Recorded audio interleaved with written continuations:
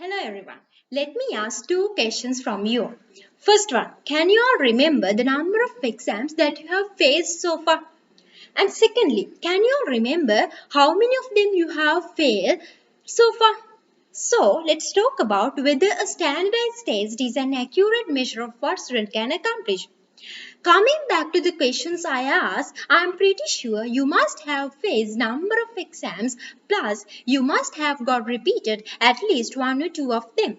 If I talk about those repeated exams, even though you have failed just because you didn't reach the required pass mark, does that mean you have no knowledge in that specific area? No, right?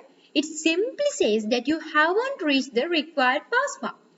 According to Harris and Smith, achievement is more than just test scores. Includes class participation, student course-taking patterns, and teachers' professional development patterns.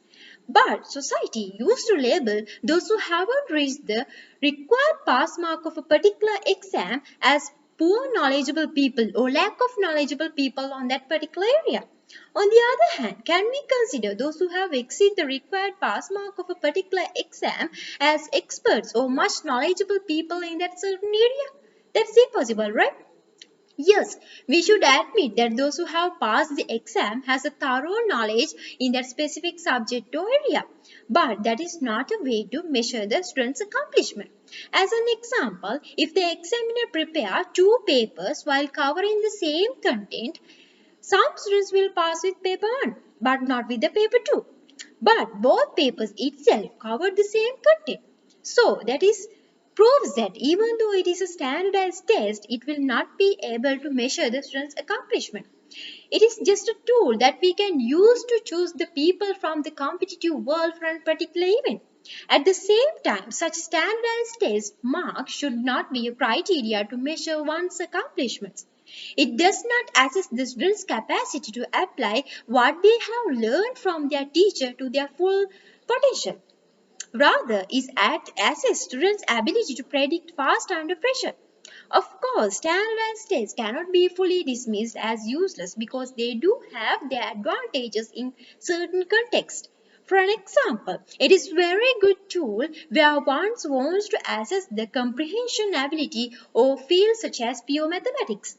As a conclusion, the world is now moving towards a new information age and many of the jobs are not what they used to be. They are no longer repetitive tasks. Computers are taking over repetitive tasks and memorizing information. The new workers will be knowledgeable workers who will be using their creativity in their job roles rather than sticking to a definite set of activities like before.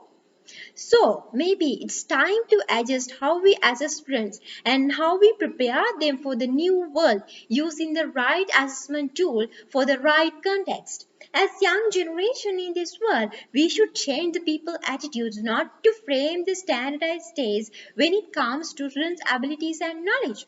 Change should be come from ourselves. We should be responsible for not to underestimate ourselves just because of one or two repeated exams. After all, a fish cannot be tested on its ability to climb trees. Thank you all.